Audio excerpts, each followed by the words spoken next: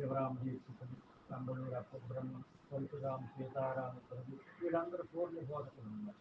ఆ పరంపరలు చెందినటువంటి వారే మన్మడుగులు సుబ్బయాదులు, తర్వాత ఇప్పుడు మనకి ఎవరు కొల్లిపాటి గారులు, కొల్లి ప్రసాదరాయులు, తర్వాత నిర్భయానంద, తర్వాత వీళ్ళందరూ పూర్ణ బోధనలు పెట్టినటువంటి గురు పరంపర.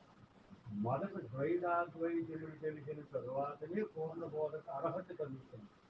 ఎందుకు ద్వైతాద్వైతం తెలియాలంటే ఏది సత్యమో, ఏది నిత్యమో, ఏది శాశ్వతమో నీకు తెలియకపోతే నువ్వు ఇతరులకు ఏం చెప్పగలుగుతావు? అందుచేత అక్షరాభ్యాసం నుండి ఆఖరి వరకు ఆత్మ ప్రారంభించి తేరా రావాల అక్కడ రకాలంతో మనం చూసుకోవాలి. 54 అక్షరములతో. ఈ అక్షరములన్నీ శబ్ద బ్రహ్మమే. అందుకే క్షరాక్షరములకు అతీతమైన నిర్గుణ పరబ్రహ్మ. చరాచరములకు అతీతమైనది నిరావరణ పరిపూర్ణ.